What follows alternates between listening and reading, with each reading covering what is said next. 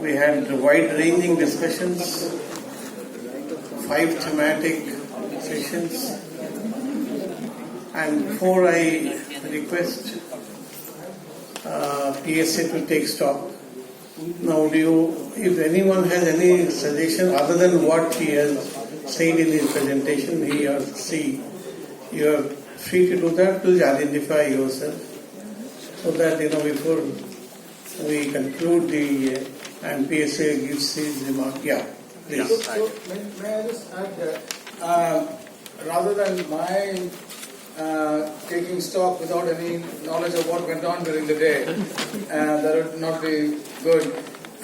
Let's just use this time to listen to what all your views are. And I'll just say very briefly that try to keep the views in terms of practically what we want to do. We want to choose specific sectors and effectively increase our R&D footprint collaboratively, either at the industry level or in partnership with academia, so that we can be much better off in 3 years, 5 years, 10 years in each of these sectors. So that's really the point.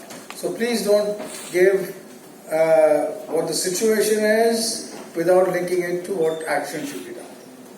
So, with your kind permission, please. This was one of the summary recommendations which came from the PSEs. Collaborative R&D with other CPSEs. The CPSEs are working in silos in the R&D. Second, align major national R&D programs. Foster robust ecosystem for R&D by investing CSR funds. Increase R&D investment through policy framework. Some of them said that they should not be made mandatory as a percentage of PAT or percentage of turnover. Then the compliance culture is required. Then creation of R&D export hub, which is one of our recommendations in the document. Capacity building in priority R&D sectors and adopt global best models for R&D. This was some of the things that came up, I think, from this year. So let's keep this as a template and ask how we would go about doing it. So feel free to talk about any of these in any order. We have a hard stop at about 5:35, 5:40. I have at least. So, but we can get started. Yeah. Good evening. I'm Commodore Dr. R.K. Rana. I was 33 in the Indian Navy and now honorary advisor at IIT Delhi. First of all, compliments to all the organizers for organizing this event. I was discussing with Mr. Satpathy that the major challenge in the issue. Whilst I was in the Navy 7 years as a part of the design team at Gulf Carrier and Corwin, and just before retiring, I was principal director of indigenization for 4 years. You see, while we have the funds available, the funds never got exhausted. The major issue was in the financial regulations and the processes. And during my time in the Navy, I had suggested that instead of following DPM and DPP, we need to have separate defense indigenous system development guidelines so that they are catered for innovation and R&D into the system. Because DPP, DPM, every financial guy referred to that, and every financial guy quoted finally to the MOF GFRs. That is what I strongly feel is inhibiting the innovative process. So and my submission was that you are in a position of authority and power and can make a difference. Because from the concept to really being awarded a particular project by the academia is really suffering quite a lot. Correct. So let me summarize this by adding one additional point. This is a very important point, of course, but there is a difference between the answer to a problem and a solution to a problem. The answer is simple, right? Financial rules are, shackle us, therefore they must be changed. That's the answer. The solution is how to do that. So we need to find out, and we're trying to do this, but your inputs are important. To say specifically, this rule number this needs to be changed to this, rule number 36B needs to change in this manner. So that kind of structure many people have done in the past, so we will revisit those But if you have specific suggestions, that will be valid. Yeah, it's more a question of a trust. A couple of years ago, as a young officer, I could invent a product. I could introduce any new product without anybody asking me any questions. And I successfully, got the innovative products into my nervous system beautifully. But today, when you go to somebody, all hands are tied up. Everybody's hands are tied up. People are not taking decisions, and it's really, though thousands of crores are into R&D being spent, that means some system is in place. But I feel India as a country could progress at a more exponential rate than what it is doing now. Again, I would like to distinguish between the answer and the solution. Yeah. How does one get trust? We all know that trust should be there. Yeah. The steps to get trust it is a question of risk-taking appetite. How does one get the risk? So those require paperwork. What I'm trying to say is, we can give generalities that, and these are valid generalities, that the world was better some time back and we should go back to a better world. What is the path is important. Yeah, risk-taking I'm asking you to give that now, but write that down. Yeah, I'll be happy to contribute to your whatever committee you wish to form, and if you need to leverage my strength, I'll be happy to contribute. Next, there was a lady here. Change your mind? No. Please. No.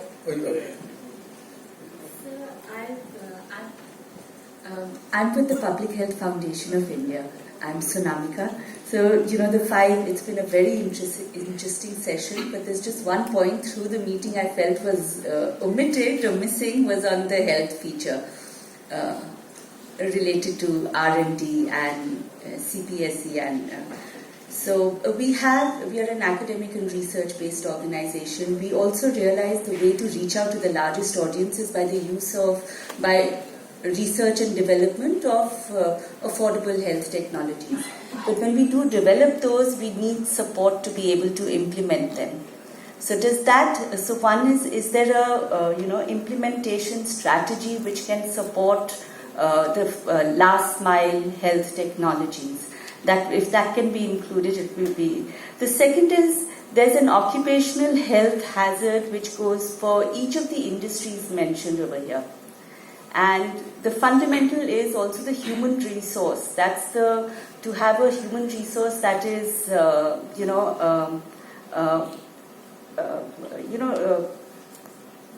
greatest performance. They can, deliver on their capability.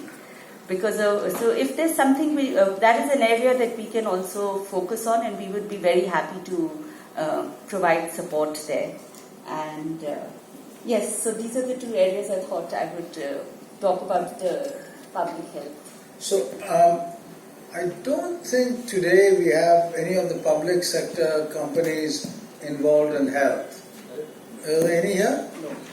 So there is, I think the Ministry of Health and Family Welfare has at least 2 or 3 companies which are involved in vaccine manufacturing, and the Department of Biotechnology certainly has at least 2. And the Department of Biotechnology has got a public sector enterprise called BIRAC, the Biotechnology Industry Research Association Council. And that has done really well for the questions you asked about taking technology forward. The problems are that each department and ministry finds it difficult to talk to each other. There's both a real problem and there's a problem in restraining oneself without real cause. There are the reasons for this. And BIRAC has done very well integrating the biotech system, but you will find that ICMR will also try to commercialize and have startup funds independent of BIRAC, though in some cases they might collaborate. Similarly, the CSI will also do the same thing. It also has a structure. Someone mentioned NRDC this morning. So there is a suboptimal, in the agriculture sector, there is a company called Agri-Innovate from the Indian Council for Agricultural Research. And each of these have moved steadily over time. BIRAC is doing well, but the others, and there's a threat also to BIRAC, that unless one works together, you work suboptimally, and then you become a event management agency, because that's where you get the money. You'll have workshops like this, and where people come and give their fees, and you get a little profit, and you have your nostril above water, and you succeed. But these can be really powerful public sector companies if they work together and get either amalgamated or form a coalition. So that's really important in the health sector, and there are important areas such as tuberculosis where technology can come in place in a big way. If India is to eradicate tuberculosis by 2025, as we have claimed, the rest of the world wants to do it by 2035. So we have a big challenge, and this integration is important. Yeah. Hi, my name is Puneet Kakkar. I represent a startup which is currently training people into artificial intelligence because there's a lot of paucity in the country. I've seen two things. Of intelligence or artificial intelligence? Artificial intelligence, no perfect intelligence. I've seen two things which I want to draw up when you talked about BIRAC. There is no parallel body which does funding for information technology products. Wipro, HCL, they were very found by great entrepreneurs who knew how to build the system, and they went away. But if you want to make Modi's vision of getting more entrepreneurs into the system, 50 lakh to 1 crore grants are a must. Presently in the IT industry, there is none. The public sector units also, when I've worked with the big companies, I've worked in US, I now work for my own setup in India. The biggest problem for a startup is, alright, you've done this, what can you do for us? There has to be a mind shift within a corporate body, let's say, NTPC or whatever, that I can still deal with small vendors, I can still get small pilots done, and I am going to nurture the industry. If you talk about defense in the US, most of them, 80% are small-time vendors, which was set up by the ecosystem. So my only suggestion, humble suggestion is, sir, please look into 50 lakh to 1 crore grants for IT companies on the lines of BIRAC, and have a policy of public sector to entertain startups which may not have brand value. That's all. So is that a statement, or maybe I can elaborate on that? There's no question there. Yeah. But two quick points. One, does anyone from Department of Science and Technology here? Good, then I can make some errors in numbers and no one will question me. So there are 50 lakh to 1 crore grants for startups under the Department of Science and Technology. I forget the name of the program. Okay. The minus side is that they are few and they are not as well structurally organized as BIRAC. Because BIRAC is a public sector company which funds through a cabinet empowerment. So that needs to be better done. But they do fund a lot of incubators which fund ITs. Particularly keep in mind, there's a huge new cyber-physical mission which has been started. And that's rolling out in a big way. That is a program to fund nodes in hubs in various cities. Right now there are 2 hubs, one in Pune and one in Bangalore. And those hubs will fund industry and will fund startups. That's really big time cyber-physical funding. That's there. Similarly, the supercomputing mission of the DST has components which will interact with IT industry, not necessarily by funding them, but providing them resources in kind for them to go ahead. But your point otherwise is well taken from the government's perspective. Now from the public sector companies, you have made a very valuable point, which is you would like the NTPCs of the world, the IOCs and so on and so forth, to have a division which looks at participating with startups, particularly IT startups, but elsewhere on scale. That's a model which I think is very valuable. I'd urge you all to look at it, and as a consortium to do that, it will be immensely beneficial. This morning I mentioned how Big Pharma does that, because you get more value for money if you buy many small lottery tickets than just buy one ticket. So that's a model to be done. In India, there's no one from, of course, multinationals here, but Airbus in India has got a startup, a separate company of its own called, I forget what it's called, Airbus BizLab or something, which has labs in, Pakistan, Bangladesh, Nepal, Sri Lanka and India to look at startups in this large ecosystem. and fund them and get technologies. And that's a model with groups of public sector undertakings get together can easily do, anchored at through not just on your own, but anchored at some major tech park such as the IIT Madras Tech Park. If you get together and you give money to the IIT Madras Tech Park to manage this, you will get returned enormously for your investment. So let's push those kinds of models and we'll try to push it. Yeah, please. Whoever speaks first. My name is Suresh Gupta. I am from EIL. In fact, we have developed many technologies recently which are in oil and gas area, primarily the process intensive. And some of them have been developed along with in collaboration with other CPSEs. Now here in our presentation also, EIL presentation also we highlighted, we are facing one problem that once this technology is developed, then the end user they expect the track record, I mean the past experience. So that is becoming a proof of concept and operating experience. Sorry, that is becoming a bottleneck, So when you collaborate with someone to develop a technology, when it goes to procurement, the end user, when they go for procurement, they want a track record. Exactly. And your problem. Yeah. Okay, I have an answer to that.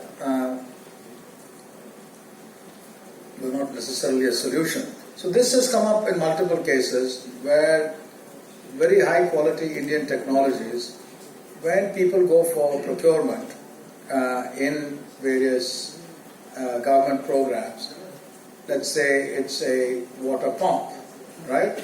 And you are making a water pump, right? They will say, I want a water pump to last like this, be like this and so on. And you have been making these water pumps for 3 years, but I want someone who's been making it for 20 years, right? Inevitably, for 20 years, you will get an international player who will come with all the bells and whistles and sell it. And this is for a water pump. It's also true for anything else. Even for process intensive. Yeah. So the large ticket items which fall into this category, not a water pump, but bigger pumps perhaps, bigger valves, the technology group which I referred to this morning is meant to address just this. If a major government program gets into procurement without analyzing this and doing a proper map and saying why they want to put this, why they don't want to have you, there's a problem. And this technology group has 3 pillars: procurement, policy and R&D. And procurement and procurement policy are interlinked. So these are very important matters. It's a cultural mindset which we have got trapped into.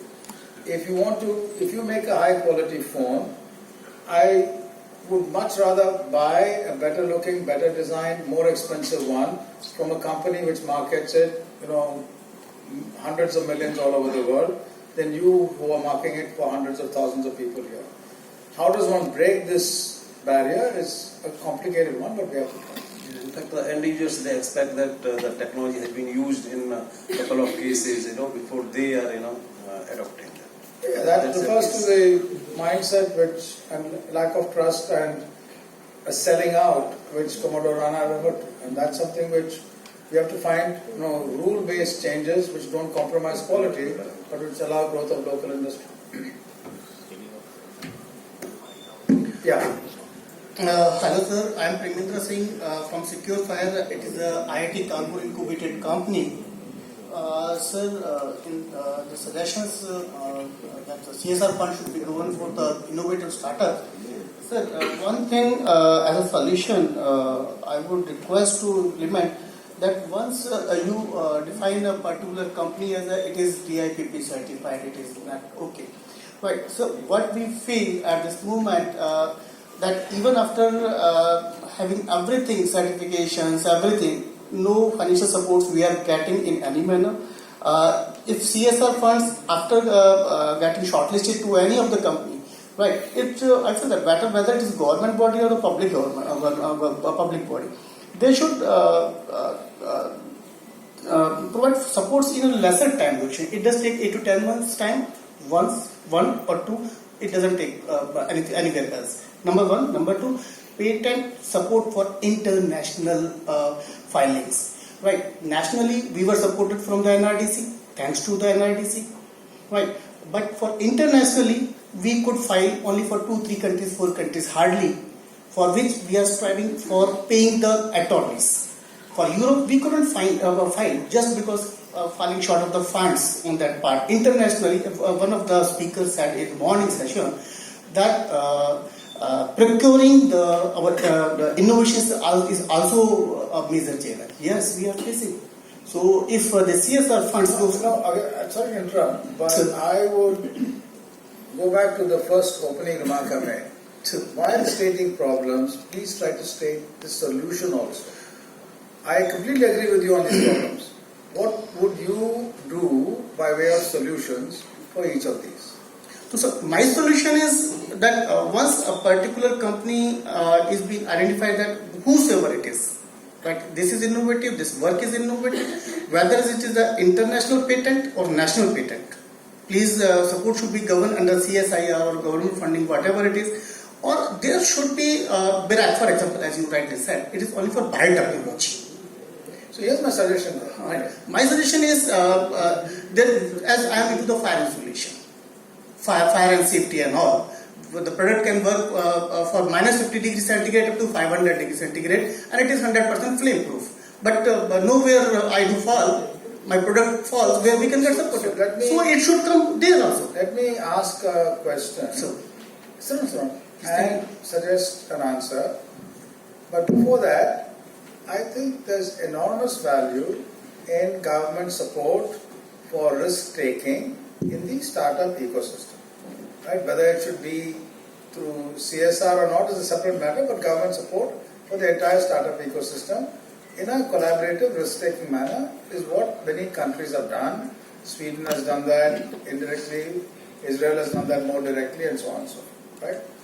But given the size and diversity of our country, what would you do, right? If you want to solve every problem in every sector simultaneously, would you do that? Would you focus on some cities and do that, right? Bangalore, for example, is larger than the Netherlands, right? Would you focus on Bangalore? Would you focus on Chennai or, the national capital region? Or do you want to do things everywhere? If you have got a limited budget, what would you do? So those are the kinds of practical matters which have to be addressed. My suggestion is the following. We formed various city clusters and there will be more of those. Those groupings need to act as a unit. All the laboratories and public sector undertakings, including private companies in this cluster, need to work together to make that cluster, in terms of startups, for example, equivalent to an Israel. If they work together and speak with one voice, money will not be a problem from public sector, private sector, government, and so on. If you expect the government to sign a check to every startup and pay for every patent, right, then you will get into the next step. If I give you money to file a US patent, you will be happy. But he will feel unhappy if I don't give money for his patent. But I have enough money for one patent, right? And you will then ask for a transparent procedure.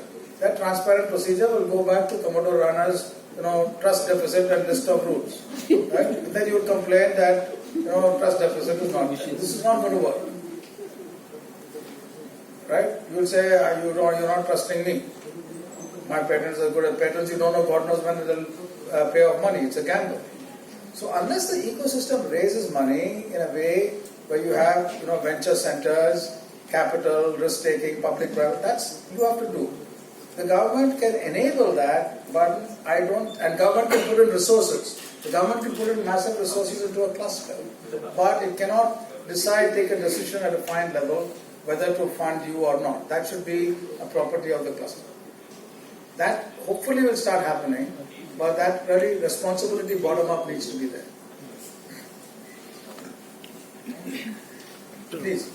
Good evening, sir. Good evening. I am Malka Tuteja from BHL, and the point which was made in the morning regarding the city technology clusters, I find that very interesting concept, and that will replicate maybe many more AUSC projects in the times to come. So this is a very good initiative which has been taken by your department. I have 2 points to make with regard to the enhancing or scaling up of the R&D investment. Till 2018, sir, under the Section 35 to AB, we were getting 200% tax rebate for the R&D investments, which of course has gone away from 2021. So I would put forth the point, if it can be restored, it should be looked upon.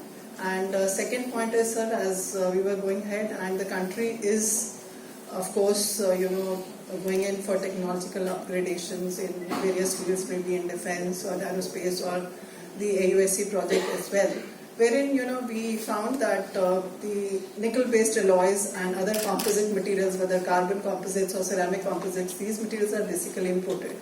So if some kind of a policy enablement or support from government to set up the facilities for in these areas, maybe the alloy-based large size castings, forgings and composite materials, it will help the industries and it will definitely reduce the imports in times to come. Thank you. That's both points are very important. I'll answer the second one. I think there, in terms of the policies to allow these alloy-based metals and forgings to take place here, whatever policy change needs to be done, that is something the Empower Technology Group should take up, and I request Satpathy to nudge me and make sure that we put that on the agenda. That's very, very important. It's a brilliant point, and this is the kind of point which China took to heart about 20, 30 years ago and made sure that these kinds of technologies which are forthcoming, they have access to all the raw materials, either internally or by access to mines elsewhere. And that's policy changes which allow that on scale need to be done. So thanks a lot for that. The first point about weighted tax deduction is well taken.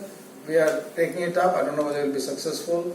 But actually there's another more serious slip in the way the rule has been framed. It not only removes the weighted tax deduction, it makes investment in R&D counterproductive. So that needs to be changed for sure. Thank you, sir. So here, sir, my name is... Please, gently. Sir, my name is Sanjay Agarwal. I'm an entrepreneur and I'm into media as of today. So what I've observed today... Sorry, you're an entrepreneur? You have moved into media? I've moved into media, sir. So which side of the fence are you today? No, I'm as an entrepreneur. Okay, I don't want to put it on media question. Okay. So my question, I've observed that a lot of R&D... When did you make this movement? So a few years back, sir. Not during this meeting? No, not today, sir. Not today. Yeah.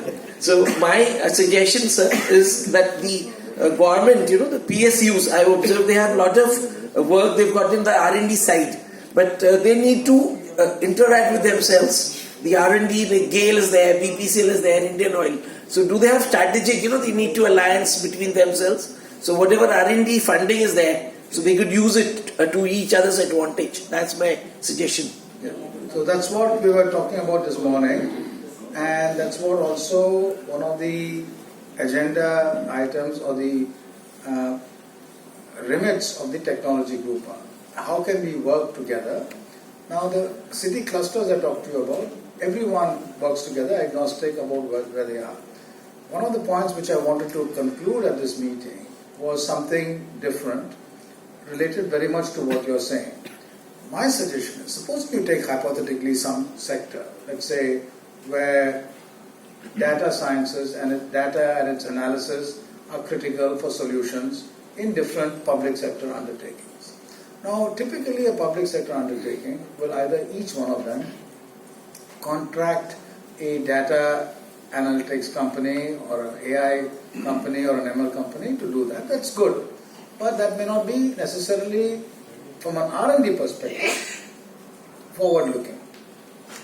My suggestion is, for that, or for whether it's for materials, or for oil, or whatever, if groups of companies get together, and they put in, let's say, $5, $10, $100, $1,000 million a year together to hit what will be valuable to them in an advanced way, but put that into a pool and give that pool to be managed either in a combination of startup and big industry or whatever way, in a flexible way. You have as a PSU enormous flexibility about how you do that. And again, I'm using the IIT Madras incubator as an example. Satpathy, the vice president, is here, but importantly, not because it's IIT Madras in particular. This solution doesn't have to be geographically restricted there. The management structure which is available there can work for your program in the entire country. And there are other sectoral, similar, incubators, tech parks available in other areas. NCL Ventures in Pune is another one. C Camp in Bangalore is another one. BioRack is another one. So depending on the sector, your money can go a long way if you decide to pull it together. So that is the answer, but the solution to that involves the boards of each of these companies getting together and agreeing to do this and signing an agreement that they will do this in a non-compete manner, they will compete in this manner, choosing the right kind of labs to drive it, getting those labs to come into all that paperwork can be done. But if we set ourselves a goal for 3 months or 6 months or 9 months to do this, this can be done. This morning, after this meeting, I went to another meeting where a group of Japanese companies and the Japan equivalent of CSIR for energy were there. They have done exactly this kind of partnership. All the Japanese companies have worked together on hydrogen. They have a hydrogen consortium and they're hitting hydrogen research in a big way. They have invested, the government has invested hugely, others have invested, so it's a partnership. So very good. Thank you. Good luck to you as a journalist. Thank you. Yeah. Yeah. So I'm Subrat from Nalgo. So I have one suggestion to make. I'm in R&D, and our suggestion is that a lot of technology have been developed, and it remains either in the lab scale or something. To scale it up, we require some support for taking it to pilot plant. Also, in most of the CPSEs, including Nalgo, we don't have an engineering division. So taking it to the scale up, to scale it up, we require some sort of engineering division who can really do the detailed engineering.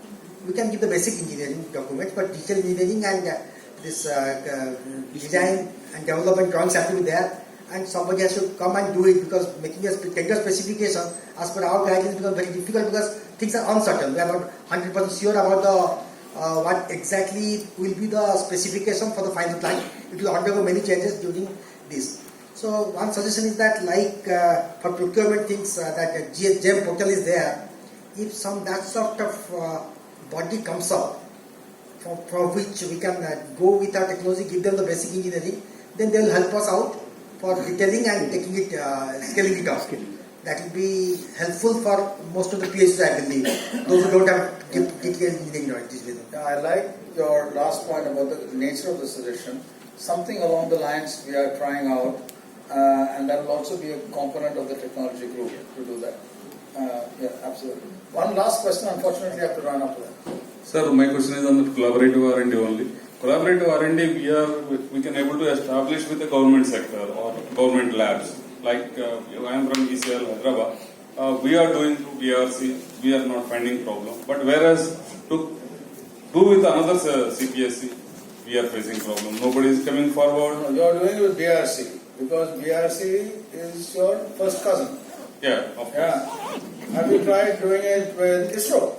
Yes, sir. ISRO also we have done. There also we are not facing second problem. cousin. Have you tried to do it with someone further away? Further away it was done, but there, in CPSE we are facing problem. Like mainly the question of the IP sharing of IP Third rights. and fourth cousin Rishtadari goes off. So we have to. That's exactly what. This is what is the practical problem that the individual, because even though many portals are, Drishti portal is there, but somehow public sectors are not coming to that. This is a major problem here. Second thing that innovative startups to sponsor. As a public sector, we cannot do directly. Some guidelines should be there. So that's the kind of collaborative mechanism for putting the issue. Yes. So thank you very much. Unfortunately, if I don't leave now, I'll be late for another meeting. So I think these are very valuable suggestions, and please give further suggestions by email to us. We are trying to open up a web-based mechanism once the Empower Technology Group website is ready, so that these kinds of suggestions can come regularly and not have to wait for specific. Thanks a lot. Thank you.